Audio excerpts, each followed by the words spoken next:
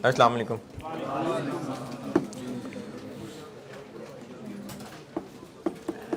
दुरूद शरीफ पढ़ लें।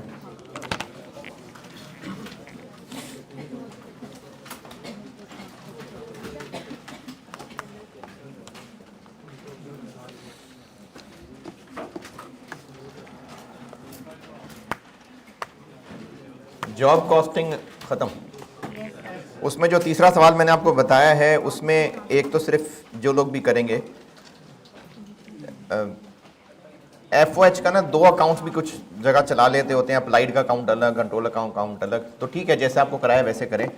मैंने फिर भी अब ये भी फैसला किया कि इसका एक सोल्यूशन बना के ना, जिस ख़ास तौर पे इसमें जो क्लोजिंग आखिरी एंट्री की हुई है वो इस अजम्पशन पे की हुई है, जिन्होंने भी किया है इस अजम्पशन पे की है कि 70% कंप्लीट, मटेरियल के एतबार से भी 70% कंप्लीट है। वही है ना, प्रोसेस का एक रेगुलर काम हम ये किया करते थे कि मटेरियल पूरा, कन्वर्जन अधूरा, तो इन्होंने इसको 70% मटेरियल के एतबार से भी 70% ले लिया। तो ठीक है, वो भी एक अंडरस्टैंडिंग है, लेकिन जिस तरह से हम लोग नॉर्मली चले हैं उसी तरह से फिर मैं सोल्यूशन बना के शेयर कर लूँगा आप लोगों से, ताकि जिसने भी कभी करना हो सवाल, ये मैं भी साथ साथ बना ही रहा था, तो वो आप कल जब क्लास में आएंगे तो कर लूँगा शेयर, और ऑनलाइन वालों के वो अपलोड कर दूँगा। जॉब कॉस्टिंग के बस ये इतने ही सवाल थे। क्या प्रोसेस कॉस्टिंग अगर मिक्स हुआ तो वो कर चुके हैं ना पहले एक सवाल है, नहीं तो इसमें क्या एक्स्ट्रा आएगा, इसमें क्या एक्स्ट्रा करना पड़ रहा है? वर्क इन प्रोसेस अलग नाम से बन रहा है ना, बस वर्क इन प्रोसेस में नाम आ रहा है जॉब का, और तो कुछ नहीं है, बस जॉब का एक नाम आ जाएगा वर्क इन प्रोसेस में।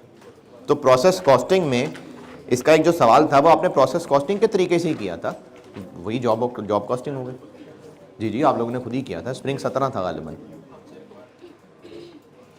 Cost flow in production, cost flow in production ICAP की बुक के एतबार से ये है चैप्टर 5।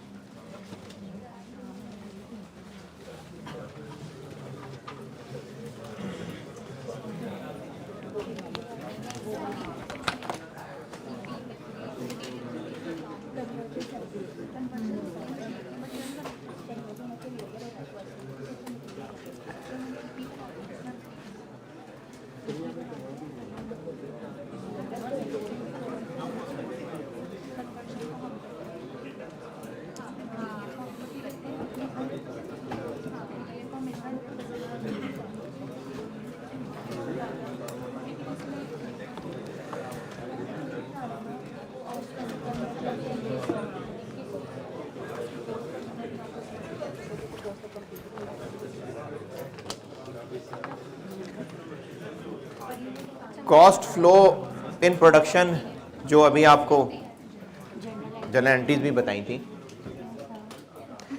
इस चैप्टर में मेनली डिस्कस की जा रही है जो मैन्युफैक्चरिंग काम है उनकी डबल एंट्रीज, जो टूटी फूटी मटेरियल में की थी, जो थोड़ी लेबर में की थी, उन सबको मिला के दोबारा। इस चैप्टर की ज़िंदगी का मकसद है कि मैन्युफैक्चरिंग बिजनेस में अकाउंटिंग एंट्रीज कैसे होती हैं, ये है इस चैप्टर में।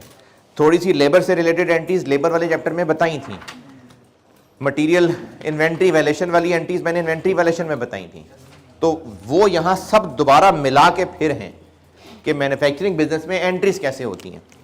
इस चैप्टर का मकसद है अकाउंटिंग फॉर मैन्युफैक्चरिंग एक्टिविटीज, ये मकसद है इसका कि मटेरियल की, लेबर की, ओवरहेड्स की, work in process, finish goods, उनकी एंट्रीज क्या हैं, ये है इसका मकसद है जी। बाकी सारे क्या हो जाएंगे?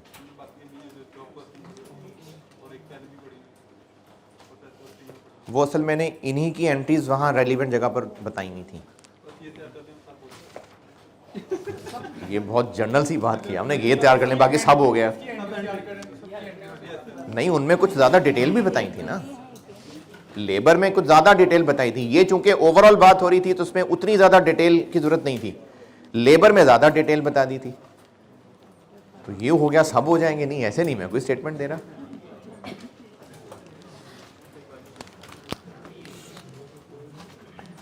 इन अकाउंटिंग को करने के लिए कुछ सिस्टम्स फॉलो होते हैं।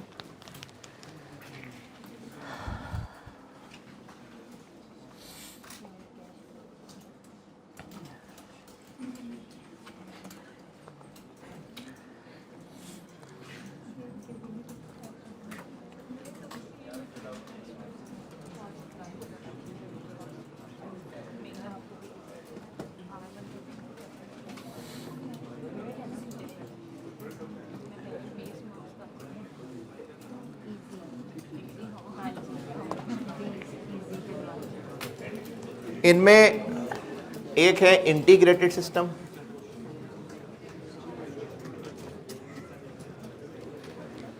अच्छा किस बात के सिस्टम, इन ट्रांजैक्शंस का रिकॉर्ड किस तरीके से करना है, बुक्स बनानी है नहीं बनानी है, कहां रखनी है बुक्स, इस एतबार से सिस्टम्स हैं कुछ। एक इंटीग्रेटेड सिस्टम है, एक इंटरलॉकिंग सिस्टम है,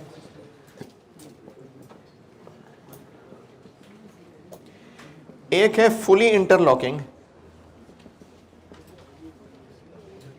अच्छा ये जो फुली इंटरलॉकिंग है ना, ये पहले आईकैप की बुक में होता था, अब इन्होंने बुक में से इसको निकाल दिया है। और इसका एक दफ़ा सवाल आया था 2012 में, और वो अब जो आईकैप ने बुक अपनी अपडेट की है उसमें से इसका किस्सा ख़त्म है। लेकिन चूंकि एक आधा सेंटेंस में इसका जिक्र कर दिया तो इसलिए मैं इसको एहतियात की हद तक बता रहा हूँ। मेनली ये दो हैं, इसमें मैं सिर्फ एहतियात की हद तक इसको भी बता दूंगा, वरना अब बुक के अंदर इन दो ही की बात हुई है। ये 3 सिस्टम्स हैं, ये मैं आपको सिर्फ एहतियातन कवर करवा रहा हूं।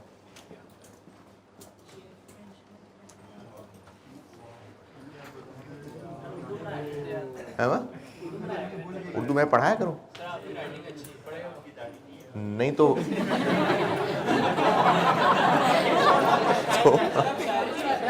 नहीं शायरी नहीं मैं करता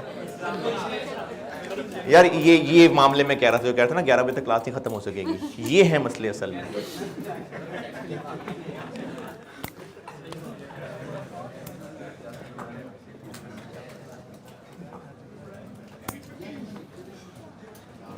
इंटीग्रेटेड सिस्टम, इंटीग्रेटेड सिस्टम जो है ना, इंटीग्रेटेड सब इंटीग्रेटेड है। इसमें ये होता है कि एक कॉमन डेटाबेस है, एक सेंट्रल डेटाबेस है, चलें ऐसे कह लें, सॉफ्टवेयर है। उस सारे डेटाबेस में जो टी अकाउंट्स वगैरह सब ये सॉफ्टवेयर ही कर सकता है। ये जो इंटीग्रेटेड सिस्टम है ये सॉफ्टवेयर ही कर सकता है, मैनुअल बहुत मुश्किल होता है काम। एक सेंट्रल सिस्टम होगा, इसकी बेस्ट मिसाल जो आप प्रैक्टिकल लाइफ से लिंक कर सकते हैं, एटीएम यूज़ किया ही होगा सबने, तो एटीएम सिर्फ उसी बैंक में इस्तेमाल हो सकेगा जहां अकाउंट है, नहीं। तो अगर किसी और बैंक में इस्तेमाल कर रहे हैं तो उनको कैसे पता कि आपके पास कितने पैसे हैं? सारा सेंट्रल डेटाबेस से लिंक्ड है ना वो सारा अब जैसे किसी का जो अकाउंट है वो लेट्स से एमसीबी गुलबर्ग में है कहीं, अब अगर वो कलमा चौक से पैसे निकालेगा तो उस पैसे निकालने के बाद थोड़ी ही चंद ही जितने दाने में टाइम लगेगा, वो आगे जाके डिफेंस में एक और ब्रांच से पैसे निकाल लेगा, तो अभी उनको पता ही नहीं होगा और आप 2 दफ़ा पैसे निकाल चुके होंगे। यानी इधर पैसे निकाले और उतने ही पैसे जाके जितने अकाउंट में थे वो एक ब्रांच से निकाल लिए और फिर दूसरी ब्रांच से जाके उतने पैसे फिर दोबारा निकाल लिए, तो बैंक को पता नहीं चलेगा। सुबह बैंक खुलेंगे, फिर उधर वाले बताएंगे कि तो रात को पैसे निकाल के गया था। तो वो सारा आपस में ऑटोमेटेड है, सब कनेक्टेड है, जहां भी जिस पॉइंट पे भी ट्रांजैक्शन करेंगे वो उसी सेंट्रल डेटाबेस में एंटर हो जाएगी। तो बिजनेस का एक सेंट्रल डेटाबेस होगा जो एंट्री पॉइंट है, यानी ट्रांजैक्शन को रिकॉर्ड करना। सेल वाला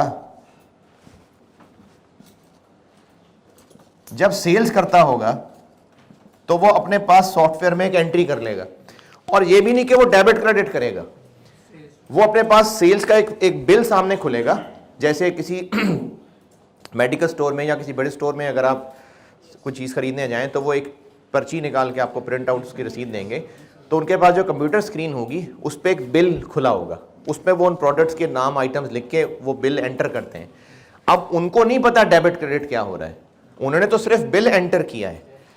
जब ये बिल उन्होंने एंटर कर दिया तो वो सिस्टम ने खुद ही जहां डेबिट करना है डेबिट कर देगा, जहां क्रेडिट करना है क्रेडिट कर देगा।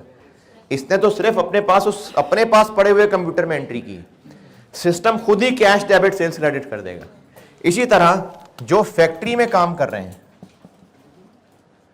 जो मटेरियल से स्टोर से मटेरियल इशू करता होगा, वो अपने पास पड़े हुए कंप्यूटर में एंट्री करता होगा, और वो भी डेबिट क्रेडिट नहीं कर रहा होगा, वो उसके पास जो बिल डिजाइन हुआ होगा वो उसमें रिकॉर्ड करेगा। सिस्टम खुद ही सारा जो भी work in process debit raw material credit करना है वो सिस्टम खुद ही कर लेगा। इसी तरह से जो कैश ऑफिस में कहीं बैठा होगा, वो जितने पैसे रिसीव कर रहा होगा, जितने पैसे पे कर रहा होगा, वो अपने पास पड़े हुए कंप्यूटर में जो भी उसके पास विंडो खुल रही है उसमें एंटर करेगा। डेबिट क्रेडिट नहीं, जिस शक्ल का बिल डिजाइन हुआ होगा उसमें एंटर करेगा, और वो सारा सिस्टम खुद ही डेबिट क्रेडिट संभाल लेगा। ये इंटीग्रेटेड सिस्टम है जिसमें जहां जहां भी ट्रांजैक्शन हो रही है, मैंने तो मिसाल लिखी है 3, ये जो एंट्री पॉइंट मैंने 3 है ना, ये मैंने मिसाल लिखी है। जहां जहां भी बिजनेस की ट्रांजैक्शन हो रही होंगी, जहां जहां भी टर्मिनल होंगे, वहां वहां वो कंप्यूटर ऑपरेट करने वाला अपनी रेलेवेंट ट्रांजैक्शन उसमें एंटर करता जाएगा।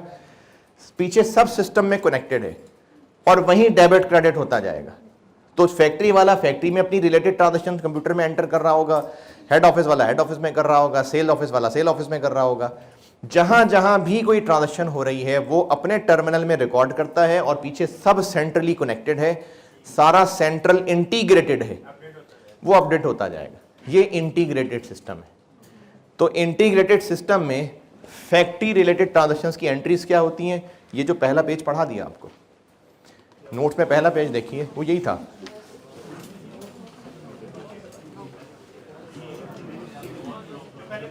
जो भी पहला पेज पढ़ा है, ये जो कॉस्ट फ्लो इन प्रोडक्शन है,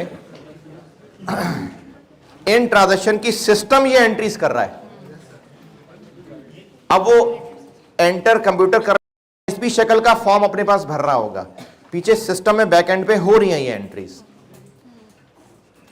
तो ये इंटीग्रेटेड सिस्टम है जिसमें इन सारी ट्रांजैक्शंस की ये एंट्रीज हो रही होती। ये अगर लिखना भी है, बनाना भी है तो बनाएं, लेकिन साथ ये कहानी भी लिखें जो ज़बानी बोली थी। नहीं, दोबारा कुछ नहीं, यूट्यूब पे सुनना दोबारा।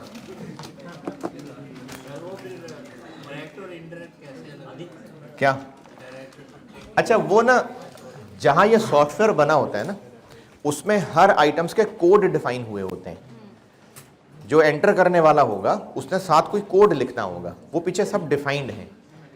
जैसे जो आइटम उसने इशू की होगी, ये सिस्टम डिजाइन करने वाले ने डिफाइन किया होगा कि ये वाला कोड नंबर डायरेक्ट मटेरियल है, ये वाला कोड नंबर इनडायरेक्ट मटेरियल है।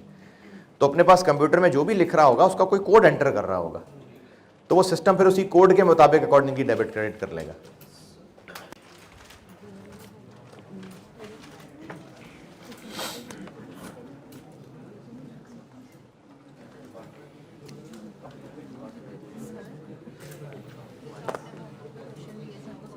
जी जी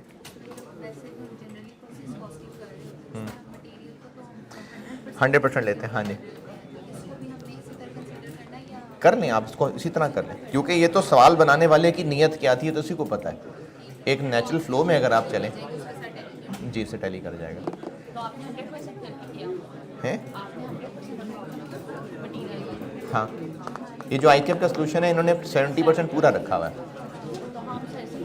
लेकिन ये ऐसा नहीं है कि चूंकि उसने कहा था मैंने तो ऐसे सोच के बनाया है तो मैं ऐसे उसी आंसर को ठीक करूंगा। नहीं, जिसने मटेरियल 100% करके सॉल्व किया होगा उसको वो बिल्कुल ठीक ही करेगा, उसको भी ठीक मानेगा। जैसे इस सवाल में जो ICAP का सोल्यूशन है उसमें इन्होंने क्या किया कि जो जॉब कंप्लीट हुई और उसके कुछ यूनिट्स डैमेज हुए, उसने वो वर्क इन प्रोसेस से ही कंप्लीटेड वाले फिनिश गुड्स में डाले, डैमेज वाले वर्क इन प्रोसेस से ही डैमेज इन्वेंट्री में डाले। लेकिन हमने स्प्रिंग 18 में क्या किया, पहले सारे फिनिश गुड में डाले।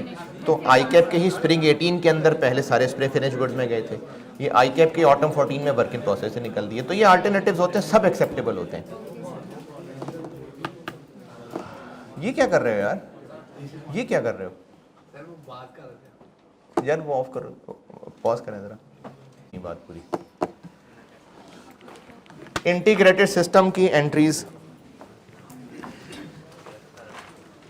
अब मुझे को ऑनलाइन में पूछेगा बच्चा, सर ये आपने पॉज करा के क्या किया था? कोई राज की बात की थी, बहुत राज की बात है।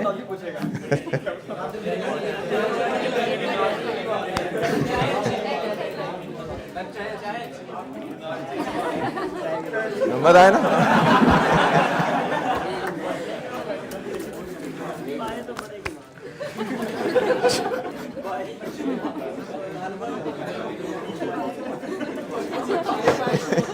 यार पाए हजम हो जाते हैं आपको।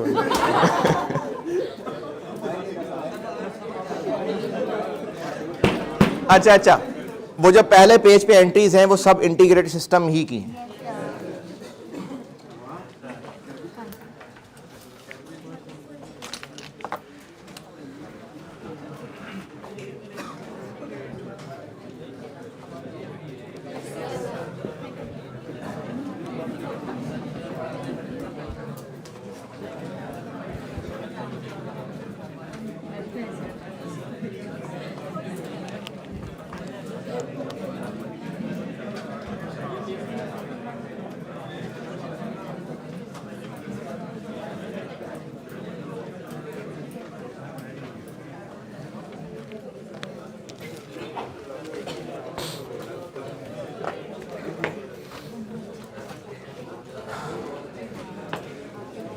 इंटरलॉकिंग सिस्टम, इंटरलॉकिंग सिस्टम में सिर्फ ये होता है कि सारी एंट्रीज दो सेपरेट बुक्स में टूट जाती हैं।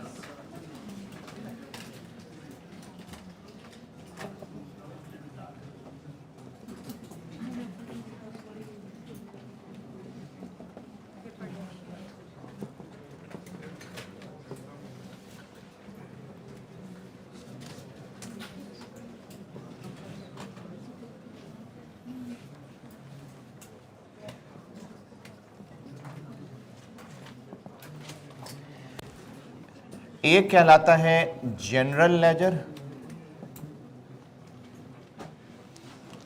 ये मेंटेन होता है हेड ऑफिस में।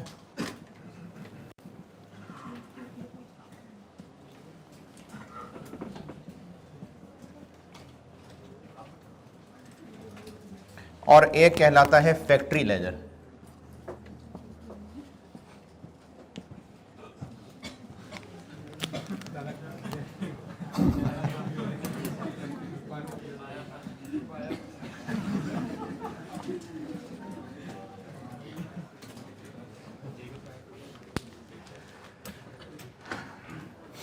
सारी ट्रांजैक्शंस स्प्लिट हो जाती हैं दो बुक्स में, जनरल लेजर और फैक्ट्री लेजर। जनरल लेजर एक पूरा सिस्टम है डबल एंट्री जो हेड ऑफिस में बन रहा होगा, और फैक्ट्री लेजर एक पूरा डबल एंट्री सिस्टम है जो फैक्ट्री में बन रहा होगा। क्योंकि सारी ट्रांजैक्शंस इनमें स्प्लिट हुई हैं तो कुछ अकाउंट्स यहां होंगे, कुछ अकाउंट्स यहां होंगे। पहले फैक्ट्री लेजर बताता हूं।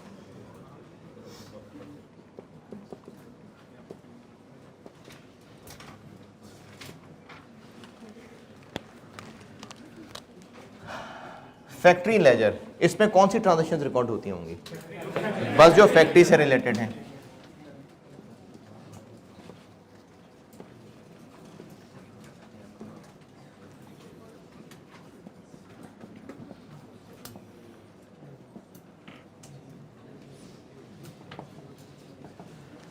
यानी इस लेजर में जो अकाउंट्स मेंटेन हो रहे होते हैं, जो टी अकाउंट्स बन रहे होते हैं, एक तो वो इन्वेंट्री वाले अकाउंट्स हैं सारे, raw material inventory, work in process inventory. ये इन्वेंट्री का वर्ड साथ लगाना है, लगाएं, नहीं लगाना ना लगाएं, कोई मसला नहीं। रॉ मटेरियल अकाउंट भी काफ़ी है, रॉ मटेरियल इन्वेंट्री भी काफ़ी है। ये अकाउंट्स तो बनते ही हैं, इसके अलावा एफओएच कंट्रोल और वेजेस कंट्रोल, बस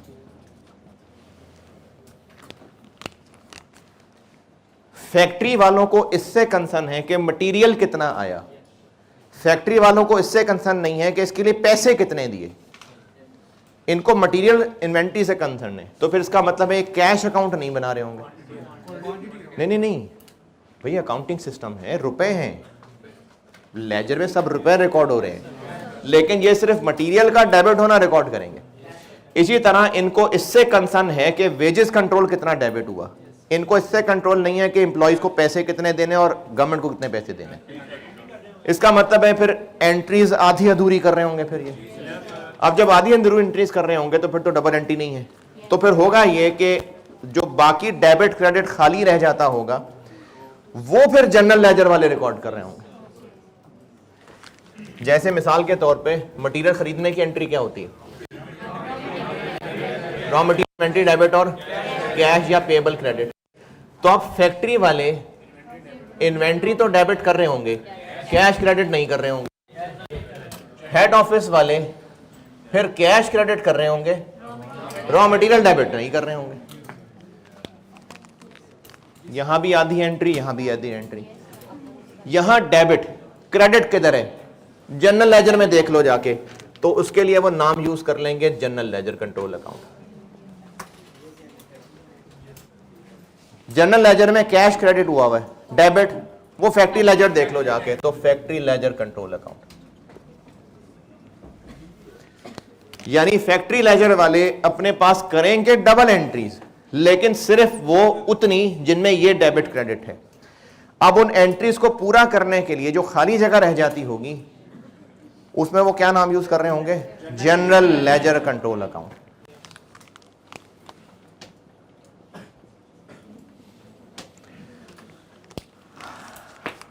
और इस जनरल लेजर कंट्रोल अकाउंट के साथ ये बात लिखें जो कह रहा हूं कि एंट्री पूरी नहीं हो रही, उसको पूरा करने के लिए ये नाम इस्तेमाल हो रहा है।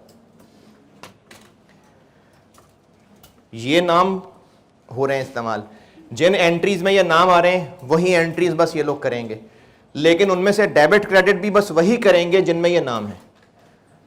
जो बाकी क्रेडिट डेबिट खाली रह जाएगा उसको भरने के लिए जनरल लेजर कंट्रोल अकाउंट का वर्ड इस्तेमाल होगा। जी हाँ, फैक्ट्री नहीं, एक है जनरल लेजर, एक पूरा सिस्टम है जनरल लेजर जो हेड ऑफिस में बन रहा है, एक पूरा सिस्टम है फैक्ट्री लेजर जो फैक्ट्री में बन रहा है। आप समझें कि ये दो अलग अलग सिस्टम है, अलग अलग रजिस्टर्स हैं जिनके अंदर टी अकाउंट्स बने हुए हैं। एक फैक्ट्री में पड़ा हुआ है, ये फैक्ट्री लेजर है, एक हेड ऑफिस में पड़ा है जनरल लेजर है। अब फैक्ट्री लेजर के अंदर मुख्तलिफ पेजेस पे टी अकाउंट्स बने हुए हैं, उन टी अकाउंट्स में से एक टी अकाउंट आ रहा होगा जनरल लेजर कंट्रोल अकाउंट, उनमें वो डेबिट क्रेडिट हुआ होगा जो फैक्ट्री वाले नहीं कर पा रहे, वो इस अकाउंट में डेबिट क्रेडिट कर रहे होंगे। बाकी मैं भी आगे एंट्रीज दिखाता हूं तो बात समझ आएगी है। अब हाँ, अगर समझने के लिए कहना तो हाँ, सस्पेंस अकाउंट जैसा। तो फैक्ट्री लेजर में ये अकाउंट इस्तेमाल होते हैं और साथ एंट्री पूरी करने के लिए ये अकाउंट इस्तेमाल होता है।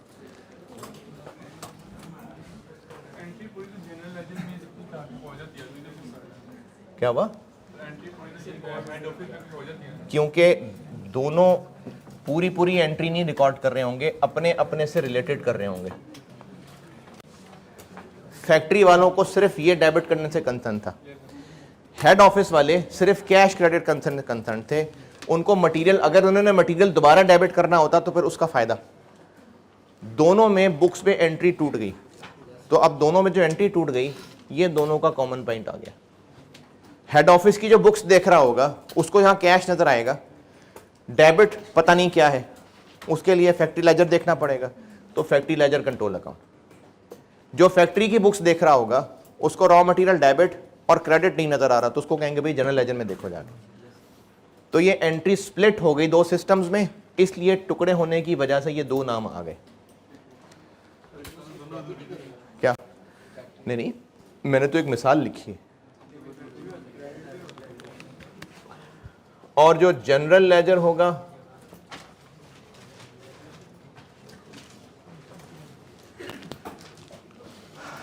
वहां पर बाकी सारे अकाउंट्स,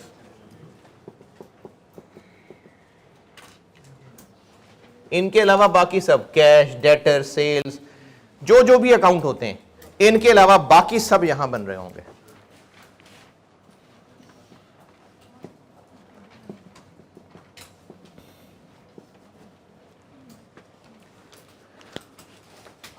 और यहां भी डबल एंट्री पूरी करने के लिए फैक्ट्री लेजर कंट्रोल अकाउंट इस्तेमाल हो रहा होगा। यहां पर डेटर डेबिट सेल्स क्रेडिट हो गया, cost of sales debit, finish goods credit, नहीं फिनिश गुड्स तो यहां नहीं क्रेडिट हो सकती, डेटर डेबिट सेल्स क्रेडिट, ये दोनों चीजें फैक्ट्री की नहीं है, ये यही वाले लोग करेंगे। Cost of sales debit, finish goods credit, finish goods यही करेंगे, फिनिश गुड्स ये नहीं करेंगे, फैक्ट्री लेजर कंट्रोल अकाउंट। और इस ट्रांजैक्शन की फैक्ट्री वाले क्या एंट्री कर रहे होंगे, ये वाली तो नहीं करेंगे, बस सिर्फ फिनिश गुड्स डेबिट उन्होंने करनी होगी, क्रेडिट तो डेबिट कर रहे होंगे जनरल लेजर।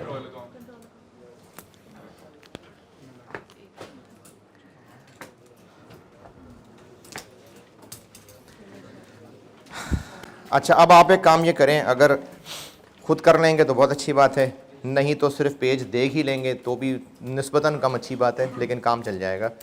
आप लोग पहला पेज देखें इंटीग्रेटेड, और ख़ुद ही पहले ज़बानी सोचें कि अगर इंटरलॉकिंग सिस्टम होता तो ये एंट्री कैसे कैसे कहाँ रिकॉर्ड होती, और फिर अगले पेज पे बिल्कुल इसी के पीछे मैंने वो तोड़ के दिखा दिया हुआ है। तो ख़ुद अपने पहले सोच के बनाएं, इससे ज़्यादा बेहतर लर्निंग होगी, और फिर पेज पलट के जवाब ढूंढ लें। पहला पेज मैंने इंटीग्रेटेड का बनाया हुआ है, वही ट्रांजैक्शंस, वही एंट्रीज। दूसरा पेज मैंने उन्हीं को इंटरलॉकिंग में तोड़ दिया।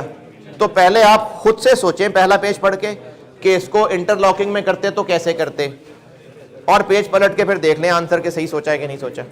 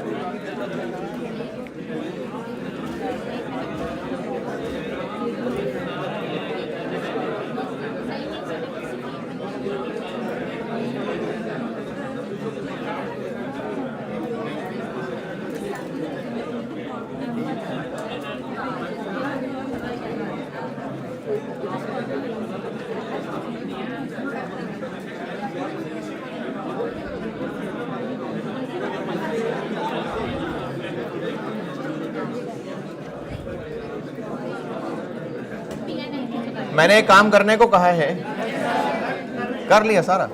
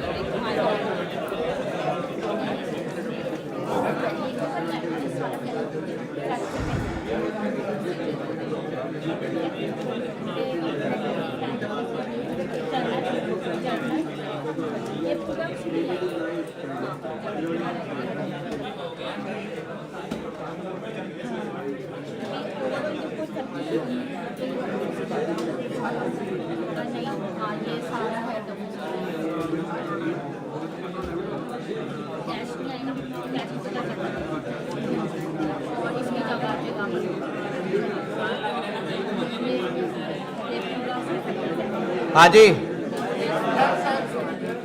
किसी एंट्री में कोई एतराज परेशानी? चलें, इसका एक सवाल है वो कर लेते हैं नहीं, उसके बाद ये बताऊंगा ना। एहतियातन वाला क्या हुआ? एहतियातन वाला पहले बता दूं?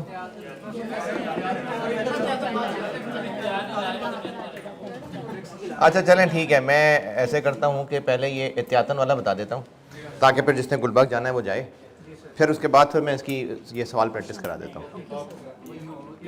ठीक है?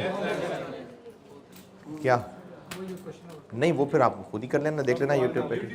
क्या हुआ? मैं तो करवाई दूंगा बोर्ड पे, जिन लोगों की क्लास जिन्होंने जाना है फिर वो चले जाए ना। ये बताता हूँ पहले, इसका सवाल कराता हूँ बाद में, पहले ये बता देता हूँ।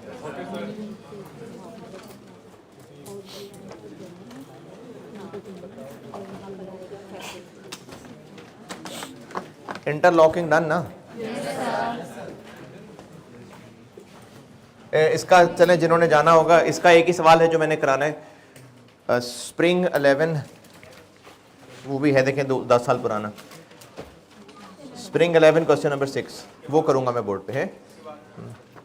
उसके बाद यही जॉब कॉस्टिंग की आया जो आया, और फुली इंटरलॉकिंग एक दफ़ा आया था 2012 में, है जी?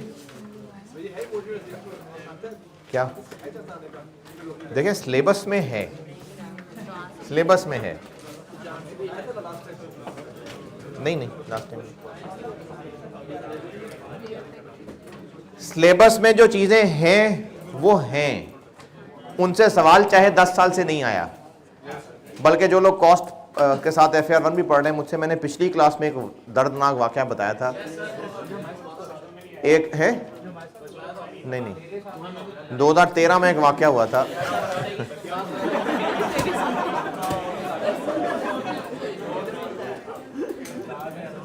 2013 में FAR 1 वालों के साथ एक वाकया हुआ था। एक टॉपिक जिससे जिंदगी में कभी सवाल नहीं आया था, जो बच्चों ने करना ही छोड़ दिया था, क्लास में पढ़ाते थे। और एक और टॉपिक था जिसमें नॉन प्रॉफिट ऑर्गेनाइजेशन, जिसमें कभी कभी सवाल आता था। वो भी लोग उम्मीद, आखिरी शाम मुझे सर ये हम छोड़ दें, भाई मैं कैसे कह दूँ छोड़ दें। आखिरी शाम बच्चे ना टीचर को मैसेज करते हैं, सर ये वाला टॉपिक हम छोड़ दें, बताएं ये वाला नहीं टाइम मिल रहा, छोड़ दें हम। अब वो कई बच्चों ने वो जो सवाल जिंदगी में कभी नहीं आया था वो तो उन्होंने कहा आगे भी नहीं जिंदगी में आएगा, और जो कम आता था वो भी छोड़ दिया। उनमें से 1 से 24 नंबर का सवाल आया और 1 से 23 नंबर का सवाल आया।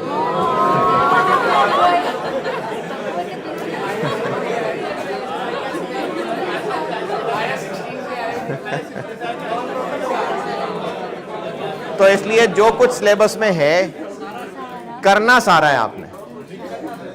हाँ, जिनके चांस, जिसकी प्रैक्टिस ज्यादा हुई होती है उन पे ज्यादा चांस होते हैं, जिनमें कभी कभी आता है, लेकिन छोड़ना नहीं है कुछ।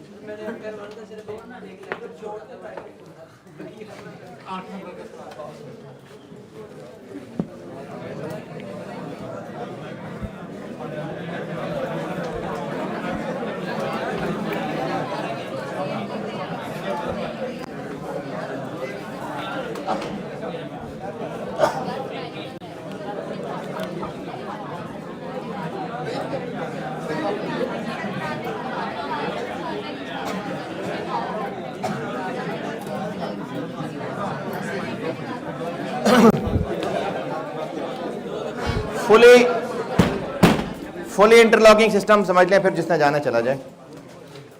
फुली इंटरलॉकिंग सिस्टम ये होता है, और ये इसकी भी एक कहानी सुन लें पहले। ये शायद वहाँ होता हो जहाँ पर बिजनेस के मुख्तलिफ डिवीजन्स हों और हर डिवीजन का एक इंचार्ज हो। क्या आप समझ लें ऐसे कि मुख्तलिफ फैक्ट्रीज हों। FAR 2 पढ़ लिया है तो सेगमेंट्स हों अलग अलग, तो बिजनेस की अलग अलग फैक्ट्रीज हों और उन फैक्ट्री वालों को उन सेगमेंट्स का जिम्मेदार बनाया हो और वो उन सेगमेंट्स के प्रॉफिट्स लॉसेस के जवाबदेह हों। हैं वो फैक्ट्री चलाने वाले, जिस तरह अक्सर जो बड़ी कंपनीज हैं उनके प्लांट्स एक से ज़्यादा जगहों पर होते हैं, तो उनका जो प्लांट का पूरा एक इंचार्ज होता है उस शहर के ऑपरेशंस का, फिर उसने प्रोडक्शन तो देखनी ही है, सेल्स वाले भी वहीं पर ही साथ ऑफिस में बैठे होंगे। तो ऐसे बिजनेसेस शायद कहीं ये यूज़ करते हों। इसमें क्या होगा कि फाइनेंशियल अकाउंटिंग वाले अपनी जगह सारी अकाउंटिंग अलहदा कर रहे हैं, फाइनेंशियल अकाउंटिंग सेपरेटली हो रही है।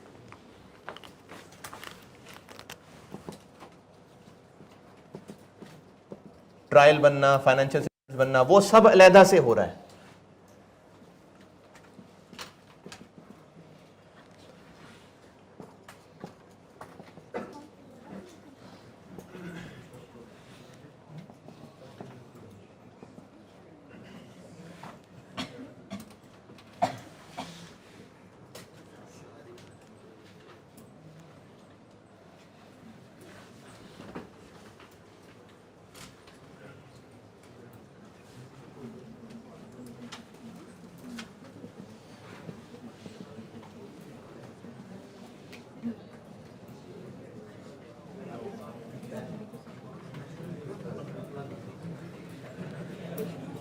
बिजनेस की सारी ट्रांजेक्शन्स की फाइनेंशियल अकाउंटिंग हो रही है। जैसे आप कभी भी बचपन में इंट्रो अगर किसी ने पढ़ी है, FAR 1 FAR 2, जो फाइनेंशियल अकाउंटिंग है वो अपनी जगह अलग से हो रही है। लेकिन इससे हटके बिल्कुल एक बिल्कुल सेपरेट बुक्स ऑफ अकाउंट्स, जिनका फाइनेंशियल अकाउंटिंग फाइनेंशियल स्टेटमेंट से ताल्लुक नहीं है, ये हर फैक्ट्री वाला सिर्फ अपने लिए अपने परफॉर्मेंस को मैयर करने के लिए बना रहा होगा। कर डेबिट क्रेडिट ही रहा होगा, लेकिन इस सेपरेट बुक्स का मतलब मकसद सिर्फ ये होगा कि उस सेगमेंट की इनकम स्टेटमेंट बन सके। बस कोई स्टैंडर्ड नहीं फॉलो कर रहे होंगे, वो इनके लिए काम था। IAS इन्होंने फॉलो करना है, दुनिया वालों के लिए फाइनेंशियल स्टेटमेंट्स इन्होंने बनानी है। जी कॉस्टिंग कर रहे होंगे यानी? नहीं, कॉस्टिंग तो एक और काम है, वो तो वैसी कैलकुलेशंस करना कॉस्टिंग है। लेकिन ये अपने पास कुछ डिफरेंट मेथड्स लगा के भी डेप्रिसिएशन का कोई अजीब सा मेथड खुद भी बना सकते हैं, इन्वेंट्री वैल्यूएशन का खुद से भी कोई मेथड बना सकते हैं। अपने डिफाइंड ऑर्गेनाइजेशन के रूल्स के मुताबिक ये वो अकाउंटिंग कर रहे होंगे, उतनी अकाउंटिंग कर रहे होंगे जिनसे सिर्फ अपने से रिलेटेड अपनी फैक्ट्री का प्रॉफिट निकाल सकें बस। तो फुली इंटरलॉकिंग सिस्टम के अंदर ये सिस्टम एक अलहदा डबल एंट्री सिस्टम है, जो हम यहां नहीं पढ़ रहे, ये तो फाइनेंशियल अकाउंटिंग है। और हर फैक्ट्री वाला अपना एक सेपरेट सिस्टम बना के रख रहा होगा, एक सेपरेट, टोटली सेपरेट।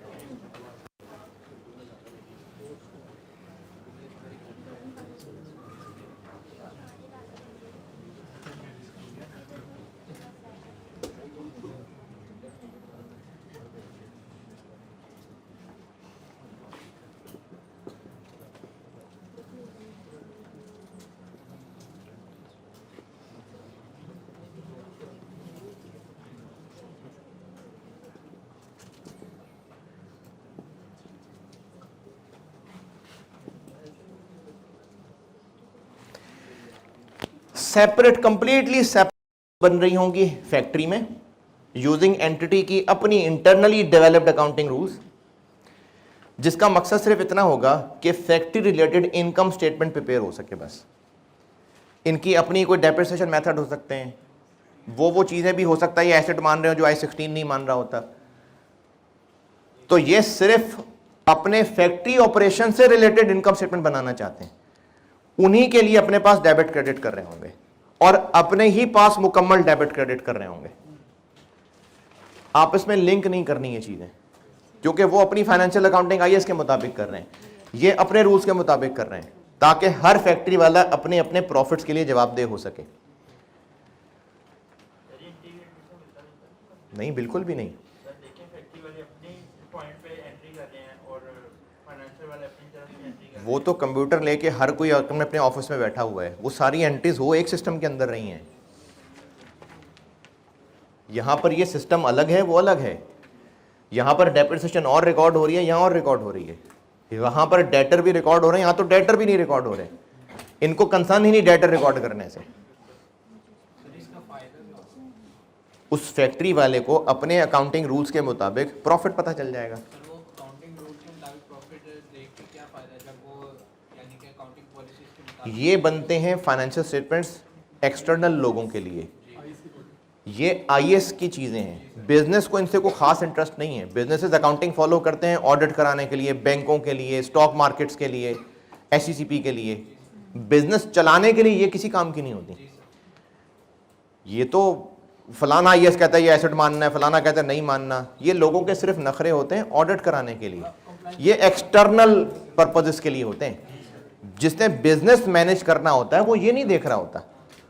बल्कि बिजनेस मैनेज करने वालों को तो पता। मैं जब जॉब करता था तो हमने फाइनेंशियल स्टेटमेंट्स बनाई, मैं इंचार्ज था, ऑडिट कराया, सारे मैनेजमेंट इंटरनल में मेल चला दीजिए मुबारक हो हमारा ऑडिट सही हो गया। अब जो प्रोडक्शन के लोग थे उनको पता भी नहीं था किस चीज़ का ऑडिट। उन्होंने कहा ठीक है जी मुबारक हो नासिर साहब, बस शाबाश। प्रोडक्शन वालों को कंसर्न ही नहीं है इससे। ये होते हैं सिर्फ अकाउंट फाइनेंस के लोग जिन्होंने टैक्स रिटर्न्स फाइल करनी है, जिन्होंने एसईसीपी में फाइलिंग्स करनी है, जिन्होंने बैंक्स के साथ डील करना है, स्टॉक मार्केट से डील करना है। ये उनके मसले हैं। बिजनेस चलाने वालों को ना लगे IAS 16 क्या होता है। उन्होंने अपने लिए कुछ ना कुछ रूल्स बनाए हो सकते हैं। नहीं, कॉस्मेटिक व्यू नहीं है ये। जिनके लिए बनाया गया उनकी यूजर नीड्स और हैं, उनके लिए IAS बनाए गए। अब ये जो फैक्ट्री वाले हैं ये गुड सेल तो कर रहे हैं, तो हाँ फिर ये सेल्स की भी एंट्री करेंगे। अरे मैंने एक पूरी कहानी बनाई है। एक बिजनेस जिसकी बहुत सारी फैक्ट्रीज हैं और उन फैक्ट्रीज के इंचार्ज उस फैक्ट्री के सारे ऑपरेशंस प्रॉफिट कमाने तक के भी जिम्मेदार हैं। सिर्फ फैक्ट्री मैनेजर एक नॉर्मल बिजनेस के अंदर उसका काम सेल्स करना नहीं होता है। एक नॉर्मल बिजनेस में फैक्ट्री का काम सिर्फ प्रोडक्शन करके गुड्स पहुंचा देना है। अब वो सेल किसको करनी है, नहीं करनी है, कस्टमर से पैसा आ रहा है नहीं आ रहा, इसकी फैक्ट्री मैनेजर से कोई पूछ नहीं है। ये सब मैंने कहानी ये बताई है कि वो बिजनेसेस जिनके सेपरेट सेगमेंट्स हैं और उन सेगमेंट्स के इंचार्ज हैं जो फैक्ट्री प्रोडक्शन के साथ साथ प्रॉफिट कमाने के भी जिम्मेदार हैं, तो फिर सेल्स भी उन्हीं के अंडर आ गई। ये वो बिजनेसेस शायद फॉलो कर रहे हो। ठीक है। अब ये होता है नहीं होता है पता नहीं। किताब में एक सिस्टम है जो मैंने आपको पढ़ाया है, अभी चल रही है बात आगे।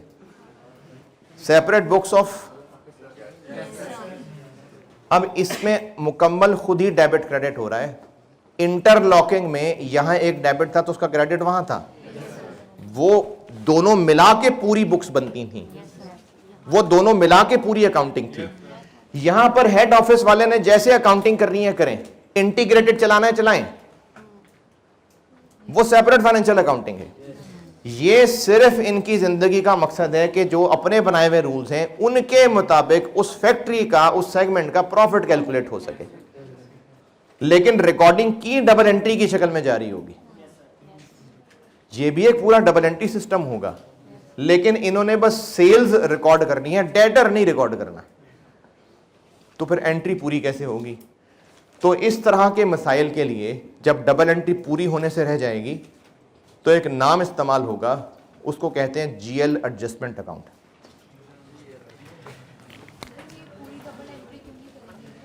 क्योंकि इन्होंने बैलेंस शीट नहीं बनानी, ये सिर्फ अपनी फैक्ट्री के प्रॉफिट से कंसर्न है। इनको क्रेडिटर्स को पेमेंट करने की टेंशन नहीं है। वो हेड ऑफिस में सेंट्रलाइज्ड ट्रेजरी फंक्शन है, इनका काम मेनली था प्रॉफिट कमा के देना। तो इसलिए ये डेटर्स क्रेडिटर्स रिकॉर्ड करने में नहीं होते इंटरेस्टेड। कैश बैंक का बैलेंस इनको कंसर्न नहीं है, वो हेड ऑफिस वालों का मसला है। तो इस ये जो सेपरेट नीला वाला जो लिखा हुआ है, इस पूरे को कॉस्ट लेजर भी कहते हैं। ये कॉस्ट लेजर कहलाता है। और ये आखिरी बात जो किया है ये आप खुद ही लिख लें कि यहां पर भी डेबिट क्रेडिट करने में कुछ चीजें होंगी जो देखें, इस सारे सिस्टम का मकसद क्या है? तो इनका मकसद सिर्फ इनकम एक्सपेंस रिकॉर्ड करना है ना, उसके अलावा डेटर कैश वो इनका कंसर्न नहीं है। इसी से आगे चले, मैं लिख देता हूं।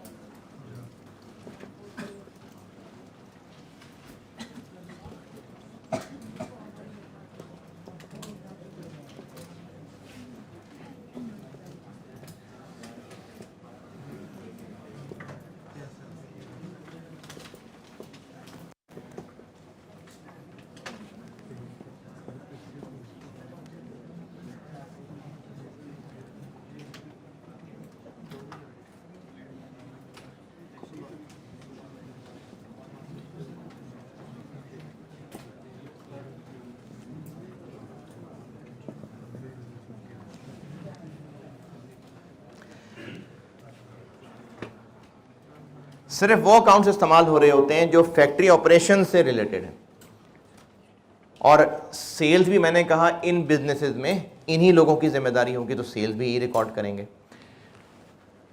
इसलिए to complete double entry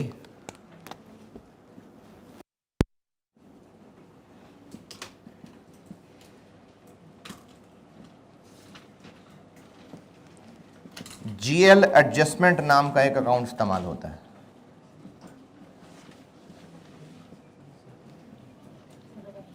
double entry complete करने के लिए जीएल एडजस्टमेंट नाम का एक अकाउंट इस्तेमाल होता है।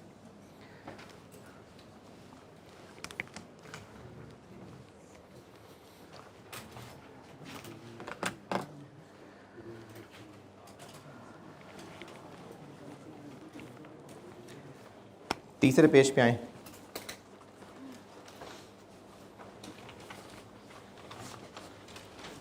नोट्स में तीसरे पेज पे। अब ये इंटरलॉकिंग सिस्टम है और फुली इंटरलॉकिंग सिस्टम, और इसमें मेजॉरिटी ट्रांजैक्शंस तो वही हैं जो पहले बताई, और आप उनको पढ़ेंगे तो जो जो नाम यहाँ इस्तेमाल नहीं हो रहे, जैसे क्रेडिटर, तो उन नामों की जगह जीएल एडजस्टमेंट आ गया। हाँ, यहाँ पर चूंकि एक इनकम स्टेटमेंट बनानी है तो कुछ और एक्स्ट्रा काम भी आ रहे होंगे, जिन पे चूंकि पहले मैं इसको एहतियातन कवर कर रहा हूँ, तो इस पर बहस में जाए बगैर बस बता देता हूँ, क्योंकि आप डिस्कशन इस बुक में अब नहीं है इसके ऊपर। पहले पुरानी बुक के अंदर इन तीनों पे डिस्कशन थी, इस पे नहीं है। थोड़ा सा इन पे जिक्र आया, बाकी डिस्कशन इसके नाम से हटा दी हुई है, तो इसलिए मैं इसको एहतियातन कर रहा हूँ। जैसे एंट्री नंबर 1, 2, 3, 4, 5 ये वही हैं, इनको पढ़ के देखिए। जो अकाउंट का नाम इस्तेमाल नहीं करना था उसकी जगह जीएल एडजस्टमेंट आ गया। ये 5 वही हैं जो पहले की हैं।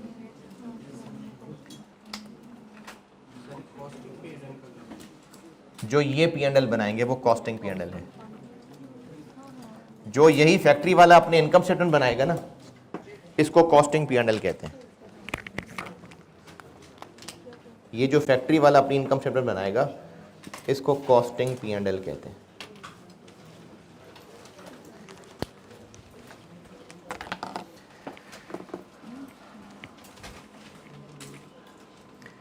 इसी तरह लेबर वाली भी वही एंट्रीज हैं 6, 7, 8, जहां जीएल एडजस्ट, जहां नाम इस्तेमाल नहीं करना था उसकी जगह जीएल एडजस्टमेंट आ गया।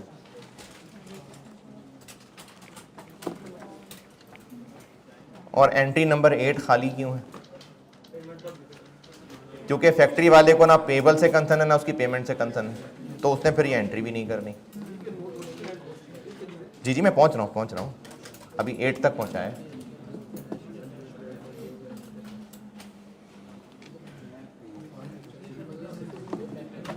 एंट्री नंबर 8 तक। अच्छा, बाकी जैसे एफओएच की एंट्रीज थी, तो उसी तरह से ना, क्योंकि उसने अपनी इनकम स्टेटमेंट बनानी है, तो इसके अंडर जो एडमिन सेलिंग भी आ रहे हैं वो भी यही रिकॉर्ड करेगा। ये एंट्री नंबर 12, 13 ये आपके लिए एक नई चीज़ है। लेकिन ये जिस तरह ओवरहेड्स रिकॉर्ड हो रहे थे, ये उसी पैटर्न पे एडमिन सेलिंग भी रिकॉर्ड हो रहे हैं, क्योंकि अब ये अपने अंडर ऑपरेशंस का पूरा प्रॉफिट का जिम्मेदार है। नॉशनल रेंट समझ लें, ये एक खुद से बनाई हुई चीज़ होती है। कॉन्सेप्ट क्या है इसका? कॉन्सेप्ट ये है कि ये फैक्ट्री वाला ये भी बताना चाहता है कि ये जो मैंने सारे ऑपरेशंस मैनेज किए, इससे अगर मैंने 200 मिलियन प्रॉफिट कमा के दिखाया है, अगर मैं ये सारे ऑपरेशंस खुद रन ना करता, ये सारे हम किसी को किराए पे दे देते, तो कुछ किराया तो कमाते, कुछ किराया कमाते ना। लेट से हम 120 मिलियन कमाते, अगर हम खुद सारी मेहनत करके 200 मिलियन कमा रहे हैं और खुद घर बैठते सारा किराए पे दे देते और वहाँ से 120 कमाते, तो वाकई हम कितना प्रॉफिट कमा रहे हैं? 80। तो इस हवाई 120 मिलियन की फिगर को नॉशनल रेंट कहते हैं। उसी तरह का कॉन्सेप्ट है। तो वो एक चीज़ खुद क्रिएट की जाती है इस फुली इंटरलॉकिंग के अंदर, ये वो नॉशनल रेंट है। नॉशनल रेंट दोबारा सुन लें, ये बिजनेस अगर देखना चाहे कि हमारा ये सेगमेंट चलाने में वाकई फ़ायदा भी है कि नहीं है, तो जो यहाँ सारे मेहनत कर रहे हैं, अगर उस मेहनत पे प्रॉफिट कमा रहे हैं 200 मिलियन, एक खुद ही ज़बानी फिगर सोचेंगे कि अगर ये सारे ऑपरेशन हम किसी को किराए पे दे देते, तो उससे किराया ले लेते, लेट से 120 मिलियन किराया ले लेते, तो फिर हम इतनी सारी मेहनत करके असल में तो 80 कमा रहे हैं ना। तो वो ये तभी देख पाएंगे जब वो इस ज़बानी हवाई किराए को एक एक्सपेंस बनाएंगे। ये वो नॉशनल रेंट की वो एंट्री जी। क्या क्या नहीं करना चाहिए? 200 नहीं कमा लेते, 120 रेंट कमा लेते। हाँ, तो 200 कमा रहे हैं। हाँ हाँ, वो सिर्फ ये देखना चाह रहे हैं कि सही मानों में हम कितना प्रॉफिट कमा रहे हैं। देखें, ये हवाई सिस्टम है ना, इसको आप स्टैंडर्ड के साथ लिंक करेंगे तो आपको लगेगा जब ये काम हो ही नहीं रहा तो उसकी एंट्री क्यों हो रही है। इसीलिए तो कह रहा हूं कि यह स्टैंडर्ड्स के मुताबिक सिस्टम नहीं है। इसमें बस वो ये देखना चाह रहे हैं कि अगर हम किराए पे देते तो इतना कमा लेते, किराए पे ना दे के हम खुद काम कर रहे हैं तो सही मानों में तुम 200 नहीं, हम 80 कमा रहे हैं। तो ये देखने के लिए वो 120 का एक एफओएच कंट्रोल डेबिट कर रहे हैं। और अब बाद में ये हवाई बात ये एंड पे रिवर्स हो जाती है, क्योंकि मैनेजमेंट अकाउंट्स बना रहे होते हैं। बस इस साल के एंड पे इस हवाई बात को रिवर्स कर देते हैं, फिर अगला साल आएगा तो उस अगले साल की हवाई बात को एक्सपेंस बनाएंगे, तो ये एंड पे रिवर्स ही हो जाता है। लेकिन अपने मैनेजमेंट अकाउंट्स की शक्ल देखने के लिए इस तरह करते हैं।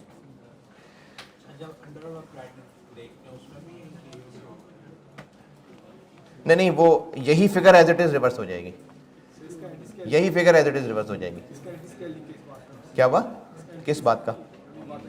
ये नॉशनल रेंट की एंट्री नंबर 11 देखे ना, एफओएच कंट्रोल डेबिट किया, तो ये एफओएच में हम एक चीज ले आए खुद से जो बाद में रिवर्स हो जाएगी। अच्छा, आप ना इन एंट्रीज की ज्यादा टेंशन मत लें, क्योंकि आप इनकी इतनी टेंशन लेना शुरू कर दें कि नहीं हमें सारी एंट्री समझ आनी चाहिए। मैंने आपको पहले ही चीज एहतियातन की, इसकी और गहराई में उतर जाएंगे तो आप बाकी चीजें अपनी खराब करेंगे। इन एंट्रीज को एज इट इज याद करके आगे बढ़े। क्या जी? हाँ हाँ, नहीं 120 से। इसमें इस तरह से निकले हुए प्रॉफिट्स और फाइनेंशियल अकाउंटिंग से निकले हुए प्रॉफिट बराबर आएंगे। क्यों? एक तो अकाउंटिंग रूल्स का फर्क है, दूसरा जो हेड ऑफिस स्पेसिफिक चीजें थी वो इन्होंने रिकॉर्ड की होंगी नहीं। तो अगर एंड ऑफ ईयर मैनेजमेंट ये देखना चाहे कि हमारे इंटरनल के मुताबिक हमने कितना प्रॉफिट कमाया और जो ऑफिशियल इनकम स्टेटमेंट बनाई है उसके मुताबिक क्या प्रॉफिट कमाया, इनमें फर्क क्यों है, तो उसकी रिकंसिलिएशन बना सकते हैं। आखिरी पेज पे देखिए रिकंसिलिएशन बनी हुई है। ये रिकंसिलिएशन है जो 2012 में एक दफा टेस्ट हुई थी, उसका मैं आपको सवाल बता देता हूं। इस रिकंसिलिएशन की शक्ल देख लें, किस प्रॉफिट से स्टार्ट किया, यानी ये वाला। अब इसमें चीजें ऐड लेस की, एक तो वो ऐड लेस की है जो इनके अकाउंटिंग के डिफरेंस थे, वो डेप्रिसिएशन में भी डिफरेंस हो सकते हैं, इन्वेंट्री वैल्यूएशन में भी हो सकते हैं, और फिर वो आइटम्स कंसिडर कर ली जो इन्होंने नहीं की हुई, असल में तो हुई होंगी, इन्होंने नहीं की हुई है जी। क्या हुआ? जो हेड ऑफिस की ट्रांजैक्शन हैं क्या इन्होंने वो रिकॉर्ड की होंगी? हेड ऑफिस का रेंट है, इन्होंने किया होगा, असल में आ रहा होगा। तो इसको चूंकि असल प्रॉफिट से टैली करके देखना चाह रहे हैं रिकंसाइल, तो वो जो चीजें जो हेड ऑफिस की थी वो भी खुद शामिल कर लें ताकि अकाउंटिंग प्रॉफिट तक पहुंच सकें। ये रिकंसिलिएशन होती है। तो इंटरलॉकिंग सिस्टम की डबल एंट्रीज जो भी इससे पहले कराई थी, ये दोनों इंटीग्रेटेड और इंटरलॉकिंग, हाँ ये इस चैप्टर का ऑफिशियल हिस्सा है। ये फुली इंटरलॉकिंग पहले होता था डिटेल्ड डिस्कस, अब नई बुक में इसको उड़ा दिया। थोड़ा सा एक आधा पैराग्राफ का जिक्र रह गया तो इसलिए मैंने उसको इग्नोर नहीं किया, लेकिन फुली इंटरलॉकिंग की ज़्यादा टेंशन ना लें आप। ये एक रिकंसिलिएशन है, ये है मेन एग्जामिनेबल चीज़। वैल्यूज़ का फ़र्क है ना, इन्होंने जो प्रॉफिट कैलकुलेट किया होगा वो अपने रूल्स पे निकली हुई इन्वेंट्री से कैलकुलेट किया होगा, असल में और फिगर्स होंगी। इन्होंने तो IAS 2 के मुताबिक किया होगा, इन्होंने हो सकता है कि और रूल लगाया हो, तो उन इन्वेंट्री वैल्यूज का फर्क एडजस्ट किया है। इसका जो एक ही दफा क्वेश्चन टेस्ट हुआ था, एक ही था बस, वो है क्वेश्चन नंबर 1 ऑटम 12। वो किसी ने इस पर तौफीक करना हो तो कर ले और अलग से इंडिविजुअली पूछ ले। Question 1 autumn 12। अब मैंने इंटरलॉकिंग का सवाल कराना है, जिसने बैठना है बैठ जाए, नहीं बैठना कोई बात नहीं, चले जाए। अल्लाह हाफ़िज़ जी।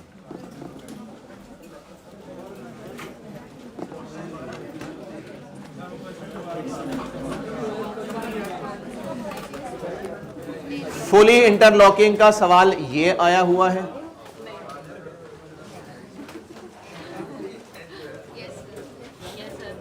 और जो इंटरलॉकिंग का है वो मैंने पहले लिख दिया था।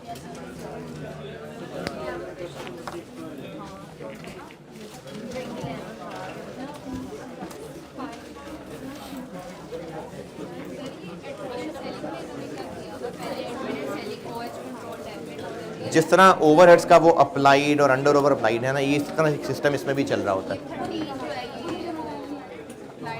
ये बिल्कुल FOH वाला। अच्छा, जिन्होंने बैठना है वो स्प्रिंग 11 क्वेश्चन 6 पढ़ ले, मैं करता हूं।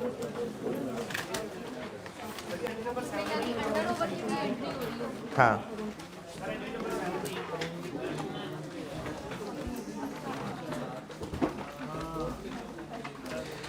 वही जो नॉर्दर्न रेंट क्रिएट किया था वो रिवर्स कर दिया। पहले जब क्रिएट किया था तो नॉर्दर्न रेंट क्रेडिट किया था, अब उसको डेबिट करके रिवर्स, क्योंकि ये सिर्फ एक प्रॉफिट निकालने के लिए काम था, एंड पे सब क्लोज करके खत्म कर देते हैं। कितने बजे? इसी रूम में? नहीं, अभी 15 मिनट लगेंगे, मेरा ख्याल था शायद नहीं है।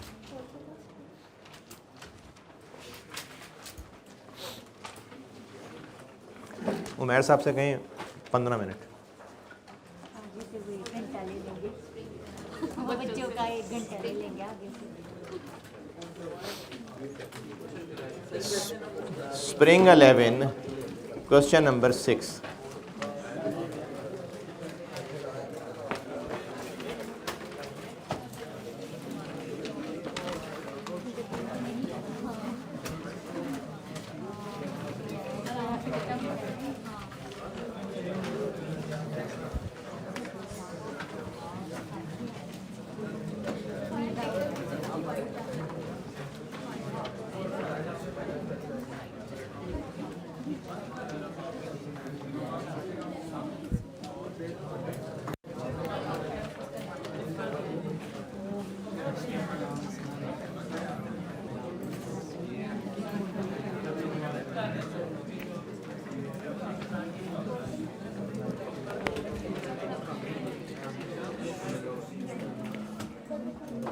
अच्छा, चूंकि अभी ये क्लास का टाइम उधार लिया है तो इसलिए ना ये जो सुस्ती में सर ये दोबारा बता दें, सर ये दोबारा बता दें, ये नहीं करिएगा।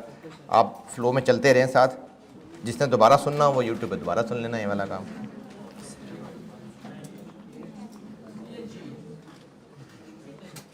और ये चीज़ भी ना करें, जो सवाल है वो करें फिर।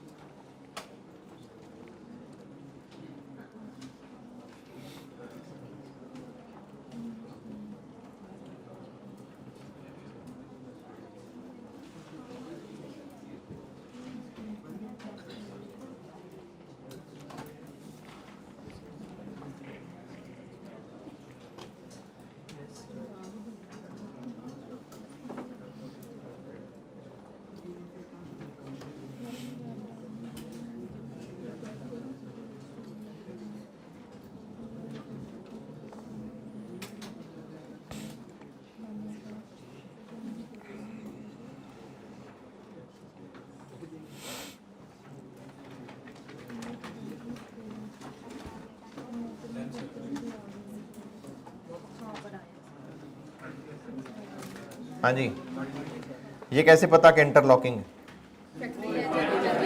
क्योंकि सवाल की रिक्वायरमेंट में फैक्ट्री लेजर और जनरल लेजर की एंट्रीज मांगी है, इससे पता चल रहा है। और अगर वैसे ही कहा होता ये ट्रांजेक्शन इनकी एंट्रीज कर दें तो इंटीग्रेटेड होता। अब देखिए ये जॉब ऑर्डर का सवाल है, लेकिन ये कॉस्ट फ्लो के साथ मिक्स है।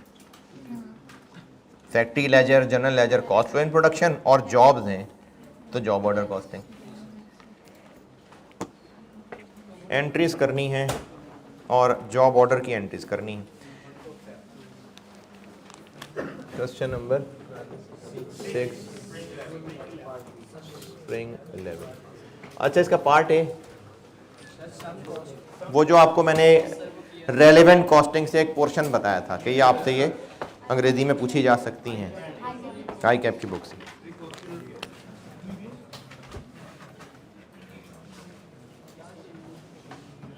हेड ऑफिस या जनरल लेजर कह लें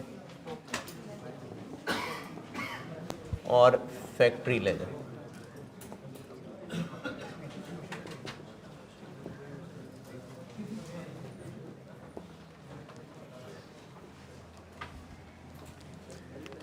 इसमें सजेशन ये है कि आप ना एंट्री को सोचिएगा इंटीग्रेटेड के हिसाब से, फिर लिखते हुए तोड़िएगा। जैसे इसमें मटेरियल की बात करते हैं, परचेज की एंट्रीज भी आ रही हैं और इशुएंस की भी हैं। पहले कौन सी कर लें? परचेज कर लेते हैं। मटेरियल परचेज की एंट्री क्या होती है? रॉ मटेरियल डेबिट और क्रेडिटर क्रेडिट। ऑन अकाउंट का मतलब है उधार पे। Point number 1, material purchased on account का मतलब होता है उधार पे। तो material inventory debit creditor credit, ये एंट्री ज़मानी सोची। अब लिखना इसको ऐसे है कि मटेरियल तो यहाँ डेबिट करना है, raw material x, raw material y कितना लाख, और ये 5250,000,000, लेकिन क्रेडिटर यहाँ क्रेडिट नहीं करना, वो यहाँ करना है 77। और एंट्री पूरी करने के लिए जीएल कंट्रोल अकाउंट और फैक्ट्री लेजर कंट्रोल अकाउंट।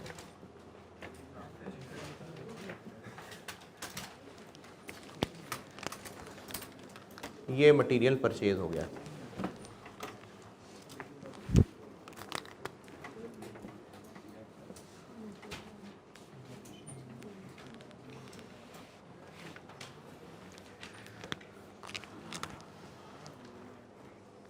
यहाँ तक कोई मुश्किल परेशानी?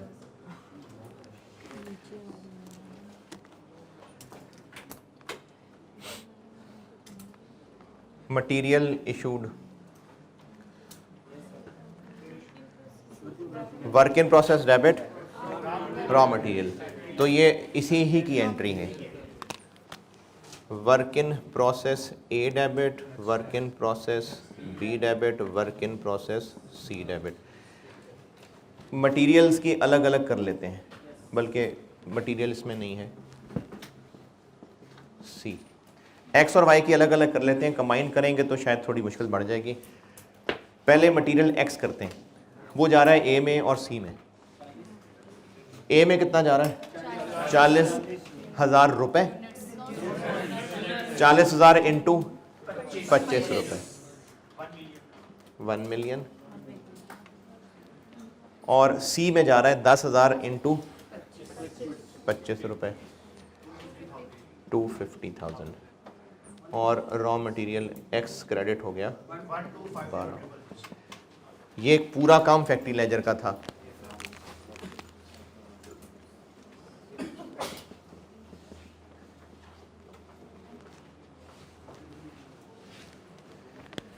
मटेरियल एक्स जॉब ए को इशू होना है और जॉब सी को इशू होना है, ये पहले टेबल में नजर आ रहा है, और रेट उनका पॉइंट नंबर 1 में बताया हुआ है।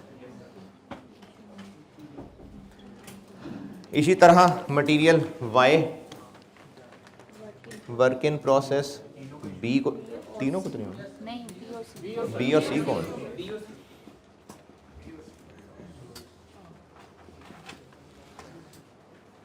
मटेरियल वाई बी को इशू होना है 75,000 जो कि 35 रुपीज़ वाला है। 25,000 और सी को 25,000 होना है इंटू 35 8750।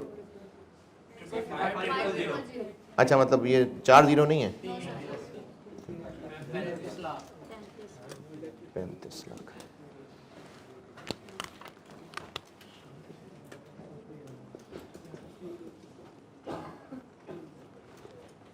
और यहाँ कुछ नहीं। यहाँ तक सीरियसली कोई मुश्किल परेशानी?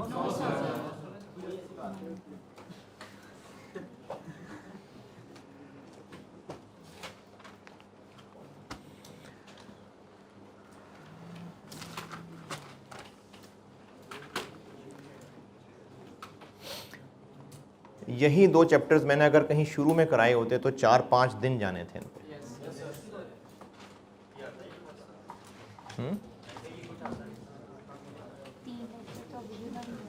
हैं 2 बने, 2 बने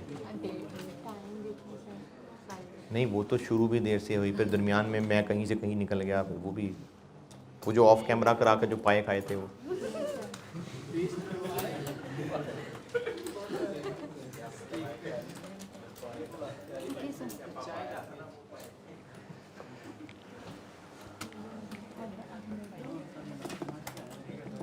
हैं मटीरियल डन, लेबर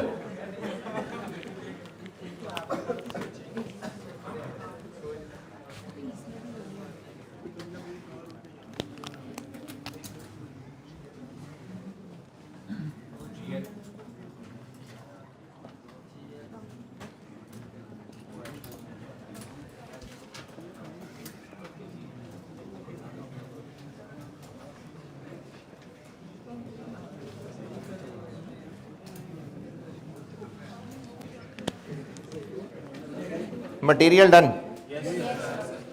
लेबर की तीनों एंट्रीज का डाटा है, आपको टोटल पेरोल भी बताया, उसके पैसे भी दे दिए,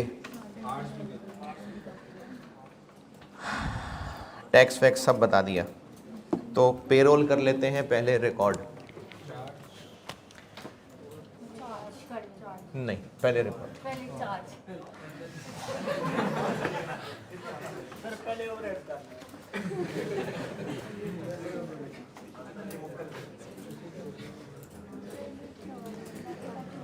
पहले होगा रिकॉर्ड।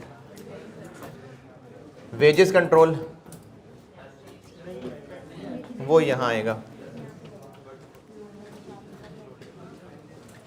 एडमिन सेलिंग यहां आएगा,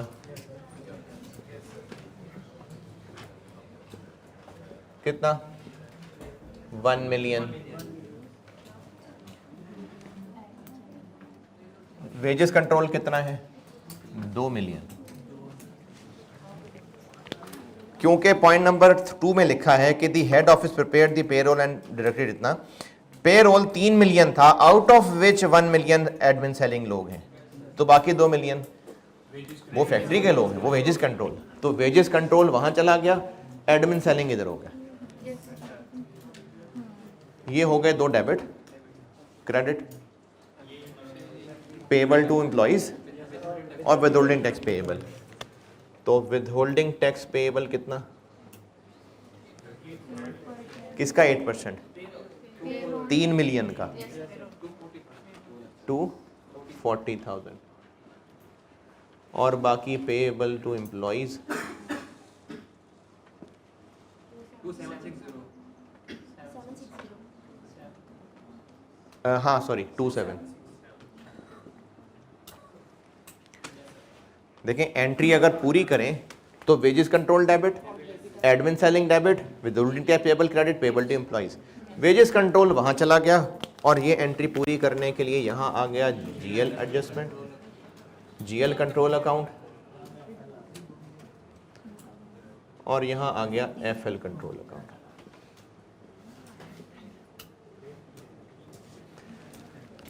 ये 3 मिलियन डेबिट या 3 million credit. So you admin 3 million debit जी। पॉइंट नंबर 2 में बताया है ना, ऑफ विच एडमिन सेलिंग के 1 मिलियन है। 2 million wages का 3 मिलियन टोटल में से 2 मिलियन फैक्ट्री का, 1 मिलियन एडमिन सेलिंग का। तो वो जो फैक्ट्री वाला था वो उधर चला गया। ये हो गया payroll record.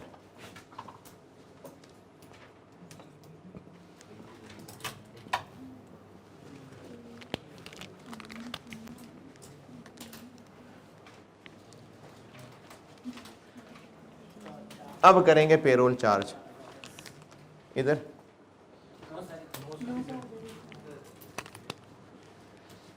Wages control credit, बल्कि पहले डेबिट कर लेता हूं। कहाँ कहाँ चार्ज होगा ये? वर्क इन प्रोसेस ए को कितना? 6000 hours into 75, 450,000। Work in process B 9000 hours into 60,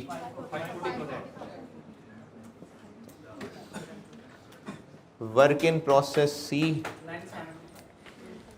15,000 hours into 65। Wages control कितने से क्रेडिट? 2 मिलियन। तो बाकी किधर गया?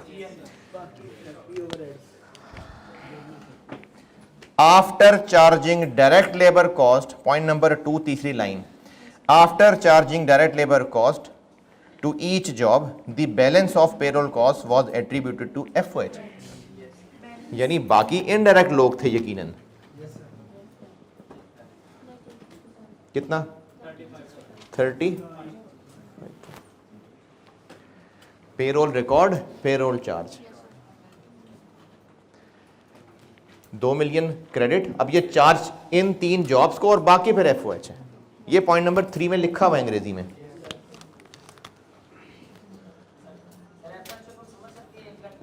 जी जी जी बिल्कुल ऐसे ही है, ये इनडायरेक्ट ही है तभी तो एफओएच में है।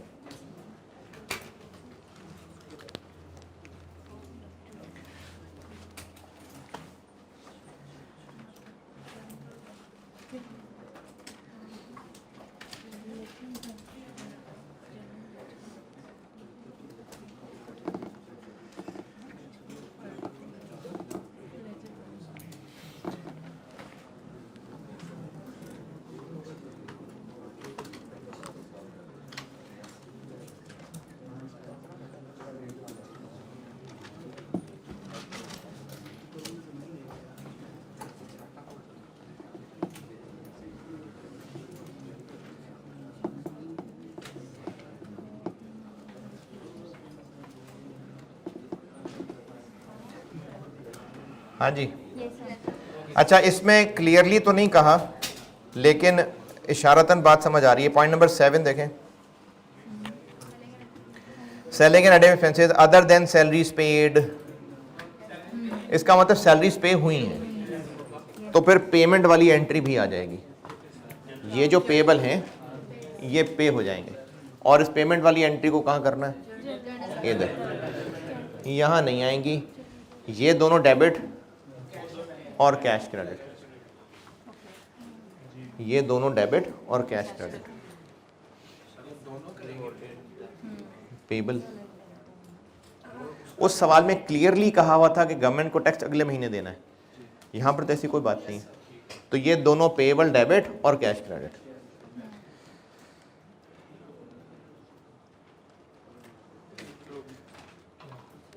ये मेरे लिए ज़बानी थी, आप तो लिखे ना। ये दोनों पेएबल डेबिट और कैश क्रेडिट।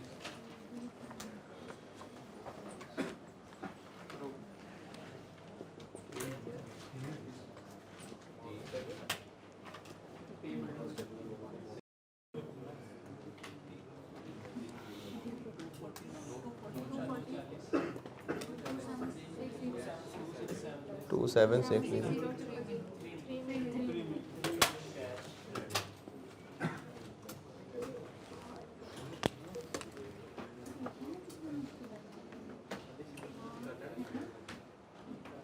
वो कैमरे में देखें एंट्री है।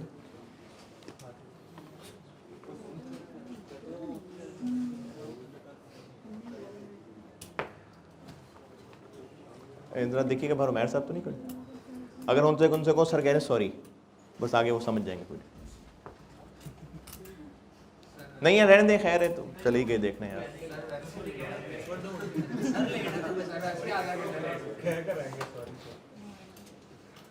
है ठीक, अब आराम से एंट्री से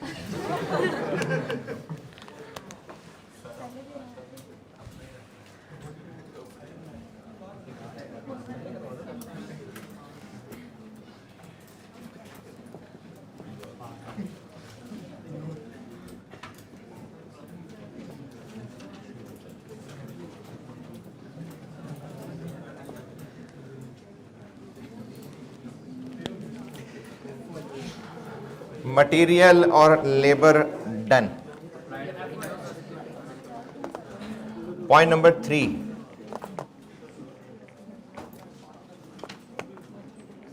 पॉइंट नंबर 3 अप्लाइड की एंट्री। एफओएच कंट्रोल क्रेडिट और वर्क इन प्रोसेस डेबिट, और ये मुकम्मल एंट्री यहाँ की है। Work in process A, work in process B और वर्क इन प्रोसेस सी और एफओएच कंट्रोल।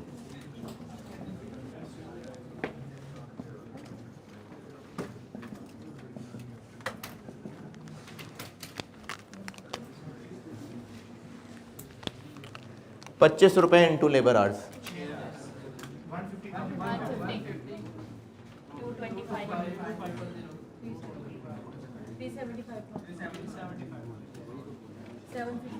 7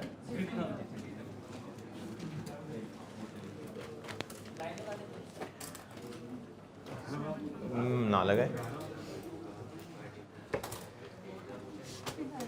लेकिन मेरे लिए इसलिए ज़रूरी है क्योंकि आप लोग इसको नोट करेंगे, ऑनलाइन वाले बच्चे भी पूछ सकते हैं सर इधर एंट्री आपने की नहीं, तो मैंने इसलिए लगाई कि नहीं यहाँ नहीं है एंट्री।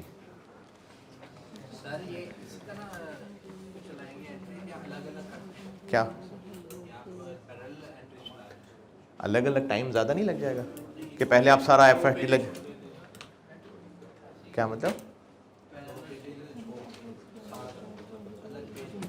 नहीं, आप सॉल्व करने में तो पैरेलल चलाएंगे ना।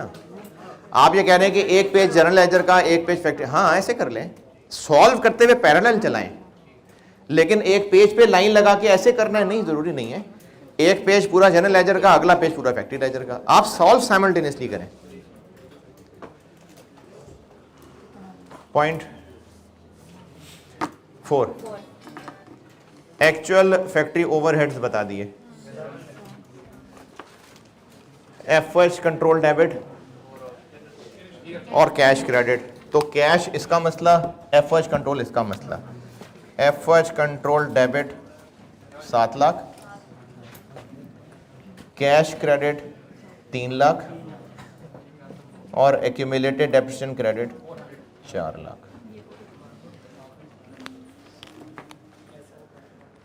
और एंट्री पूरी करने के लिए जीएल कंट्रोल आ जाएगा और एफएल कंट्रोल यहाँ आ जाएगा। ये हो गया एक्चुअल एफओएच।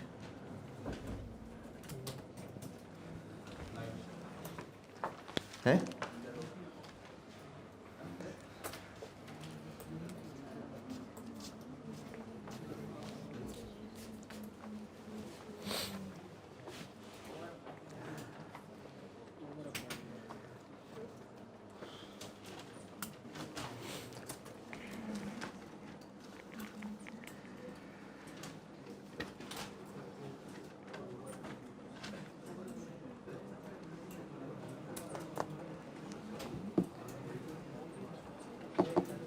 पॉइंट नंबर 5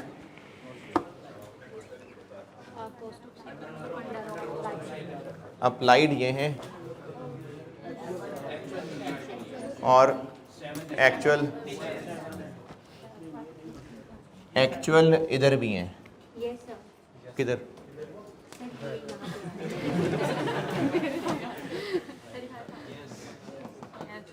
ये भी एक्चुअल थे। Yes sir. ये इनडायरेक्ट लेबर की एक्चुअल सैलरी थी for the month. Yes sir. ये एक्चुअल है और ये एक्चुअल है। 7,35,000 एक्चुअल है। ये एक्चुअल वेजेस ही थी ना फॉर द मंथ, तो ये भी एक्चुअल है, ये भी एक्चुअल है। कितना हो गया? 7,35 कर दिया उनको। तो पहले ही कर देते यार। पहले कोई और क्लास हो रही थी वहां पर? आपसे पूछ रहा हूँ, पहले रूम 4 में कोई और क्लास हो रही थी? अच्छा, लेकिन अब कर दिया ना एडजस्ट, लेकिन रूम एडजस्ट कर दिया ना, बस ठीक।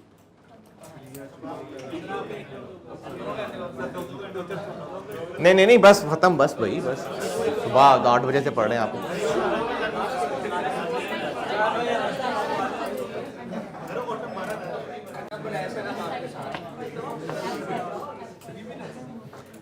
नहीं बस ये सवाल एंड होके बस खत्म हो गया है। इसमें और है क्या? ये मैं भी ये सवाल यहीं छोड़ दूं, लेकिन पूरा कर देता हूं, वरना हो गया है आगे है। वो तो आपको कहा था फुली इंटरलॉकिंग, हस्बे तौफीक। खुद कर लें, करवा लें किसी से, कोई मसला नहीं।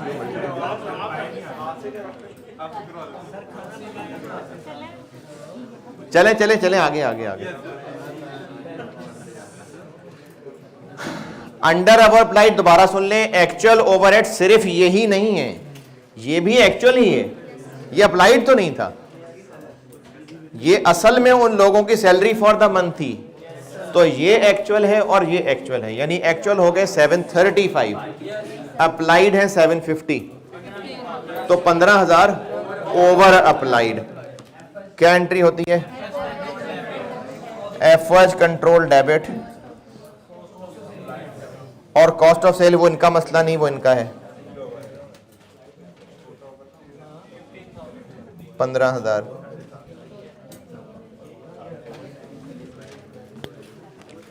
कॉस्ट ऑफ सेल इनका मसला है, एफएच कंट्रोल इधर है, तो एंट्री आउट हो गई। जीएल कंट्रोल और एफएल कंट्रोल।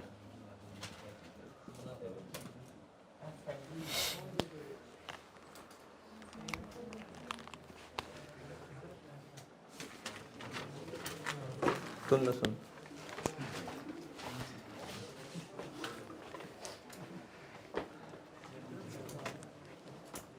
अरे इतनी देर हो गई पढ़ते हुए।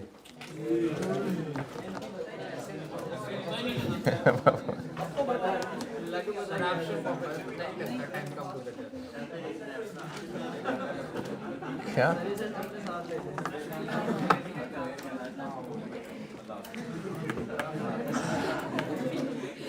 पॉइंट नंबर 6 यार, ऑडिट पढ़ने नहीं गए, वो टैक्स पढ़ने नहीं, टैक्स पढ़ने जा रहे थे आप? टैक्स पढ़ने गए थे?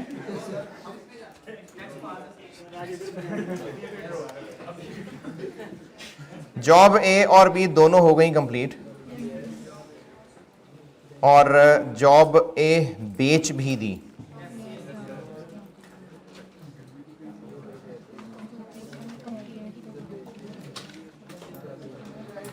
तो जॉब ए और बी के कंप्लीट होने की एंट्री कर लेते हैं पहले। Yes sir.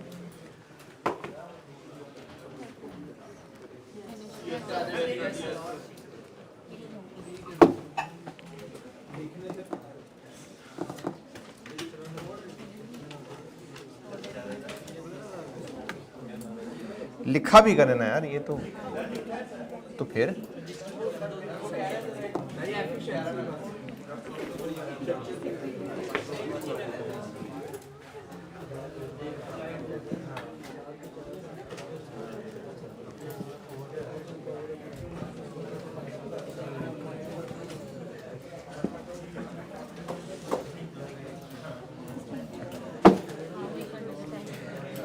Point number 6, job A और बी दोनों हो गई कंप्लीट। तो दोनों के वर्क इन प्रोसेस हो जाएंगे क्रेडिट और फिनिश गुड्स हो जाएंगे debit.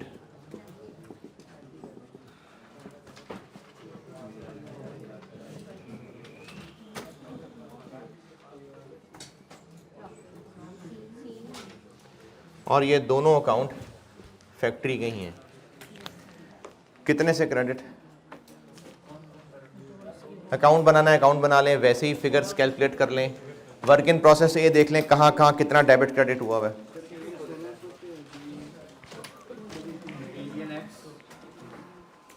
Work in process A debit debit देख लें जहाँ भी हुआ है।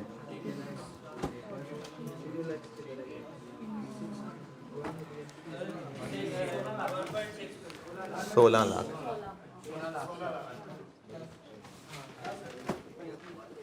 और वर्क इन प्रोसेस बी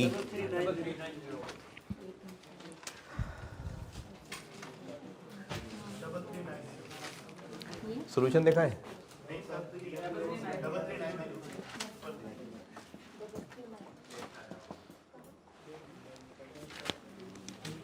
क्या हो गया?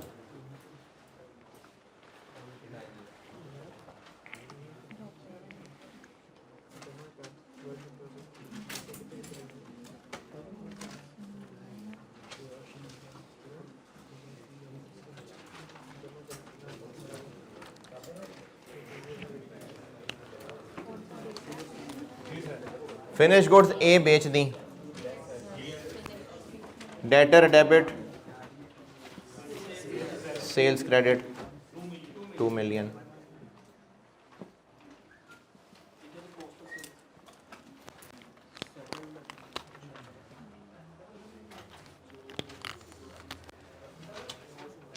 Cost of sales debit,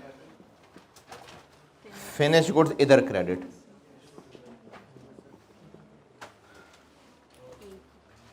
$16 lakh.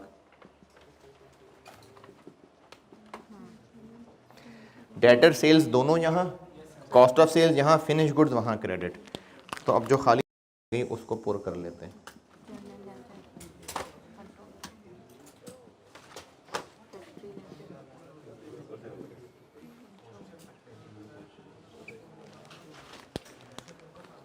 क्या हो गया?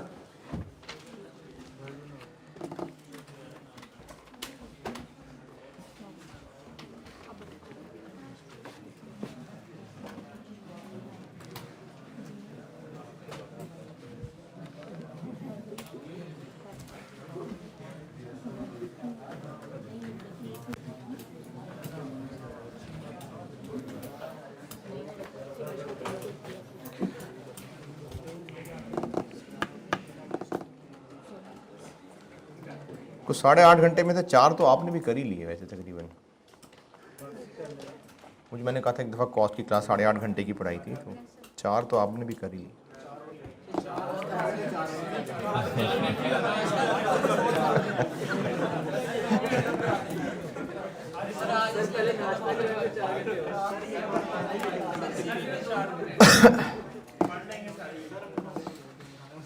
Customer, however, agreed to settle the transaction at 2% cash discount. अब इसमें दो बातें हैं, या तो ये समझ लें कि अभी उसने एग्री ही किया है, या ये कह लें कि उसने पेमेंट भी कर दी होगी। दोनों बातें ठीक हैं। एग्री किया तो अगर पेमेंट भी करनी हुई तो cash debit, discount allowed debit और डेटर क्रेडिट।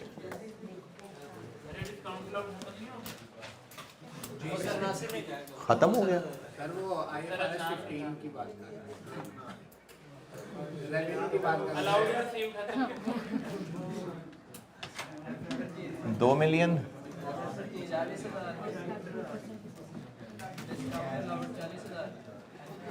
40,000 2% इतना ही बनता है 19 लाख 60।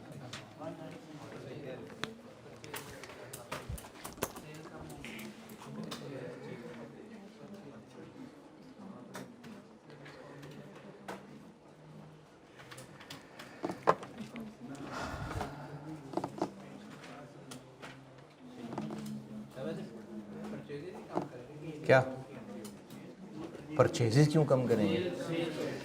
नहीं, सेल्स नहीं कम होंगी, वो और मामला होता है। वो अगर कुछ एस्टिमेशन इन्वॉल्व है तो फिर है।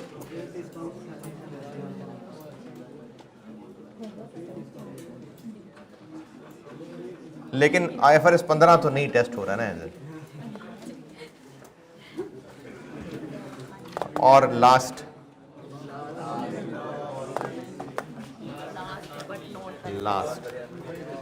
Selling expenses debit, cash credit कितने? 5 लाख। बस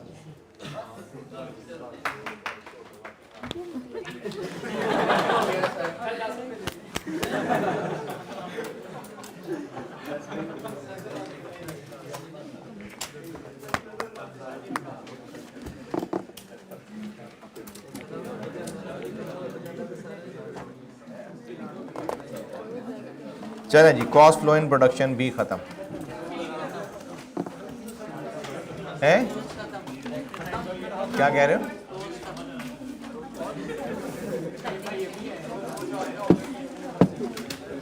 ठीक है जी, अल्लाह हाफिज।